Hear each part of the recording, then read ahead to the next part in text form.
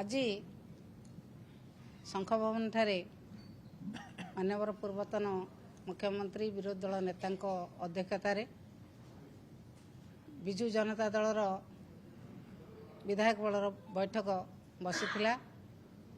विधायक दल बैठक रे सरकार जहाँ जहाँ प्रतिश्रुति देके आसते बीजेपी दल शासन को आसिया पूर्व साधारण लोकों को जहाँ जहाँ प्रतिश्रुति देके आसते कौन काम करिसेंती कौन न करिसेंती किभली भाव में लोकों को भुआ बुलाइछंती से विषय निश्चित भाव में विरोधी दल भाव में आम विधानसभा उपस्थापन करूँ। इतिहासर जो पुनरावृत्ति करिसेंती बीजेपी सरकार पिला बिक्री कथा कहतु आंबटाकुआ कथा कहतु गणदुष्कर्म कथा कहतु चोरी डकैती कथा कहतु इतिहासर पुनरावृत्ति करिसेंती सबू परिवर्तन कर देइछंती। से विषय बहुत सरकार विरुद्ध रे ये 5 मास भितर जहाँ 24 वर्ष घटी नाला ये 5 मास भितर घटी सारा। तेणु साधारण लोकों स्वार्थ ओडिशा लोकंकर स्वर को विरोधी दल भाव में आम निश्चित भाव में विधानसभा उपस्थापन करूँ एवं लोकों जो भली भाव में विरोधी दल नेता माननीय पूर्वतन मुख्यमंत्री नवीन पट्टनायक महोदय लड़ाई करी आछंती लोकों आमको निर्देश देइछंती आम समस्ते लड़ाई करूँ लोकों स्वार्थ को निश्चित भाव में रक्षा करने सब बेले चेष्टा करूँ।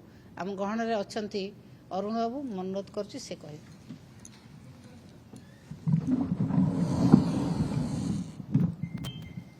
समस्त नमस्कार।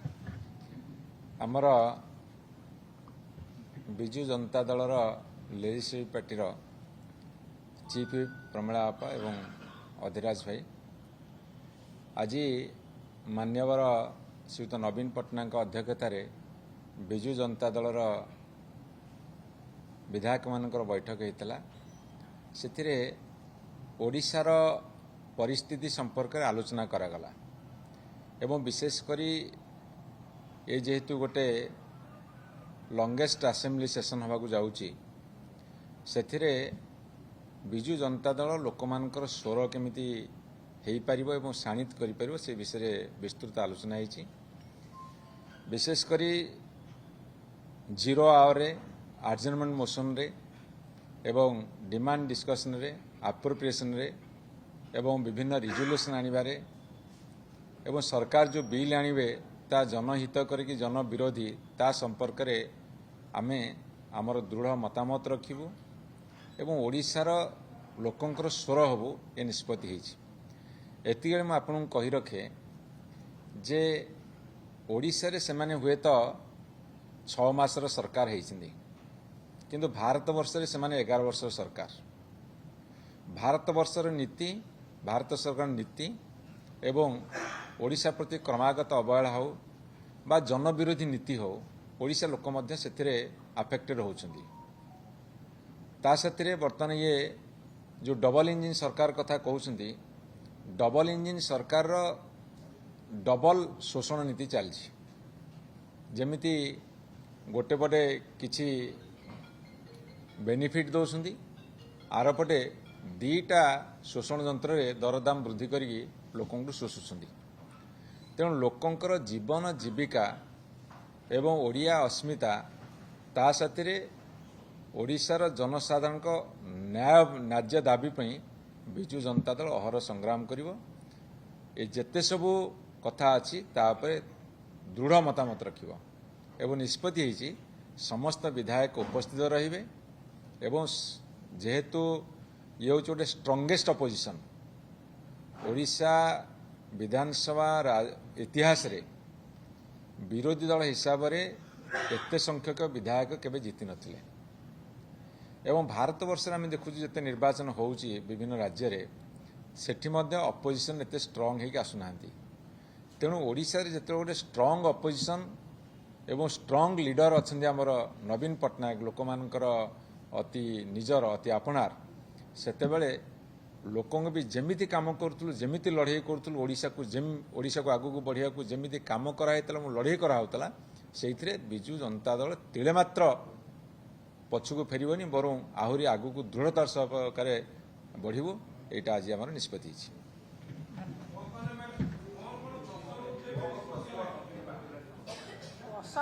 ଫିଷ୍ଟ କଲେ ରାତି ପାଇବ। ପ୍ରସଙ୍ଗ ପ୍ରସଙ୍ଗ ବହୁତ ଅଛି।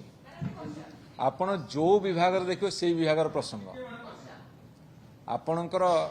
ଆପଣ ଯୋଉ ବିଭାଗ ଦେଖିବେ ପ୍ରସଙ୍ଗ ଆମେ କ'ଣ ଉଠେଇବୁ?